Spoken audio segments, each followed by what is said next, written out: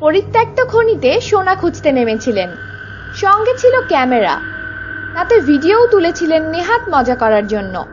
কিন্তু কিছুক্ষণের মধ্যেই সব মজা শুকিয়ে গিয়ে ঘটল হাড়হিম করা এক ঘটনা। পশ্চিম অস্ট্রেলিয়ার উইলুয়ানার ওয়ার্ল্ডেক স্বর্ণখনিতে নেমেছিলেন ফ্রাঙ্ক নামের জনৈক মাইন এক্সপ্লোরার। ভিডিও তুলেছিলেন তার অ্যাডভেঞ্চারের। এমন সময়ে খনির গভীর থেকে ভেসে এলো এক আজব আওয়াজ। শুনলে মনে হবে পাতালের অতল থেকে উঠে আসছে স্বয়ং শয়তানের কণ্ঠ। ক্যামেরায় ধরাই রইল সেই আওয়াজ। ফ্র্যাঙ্কের মত, ওই আওয়াজের চরিত্র বোঝা দুরূহ।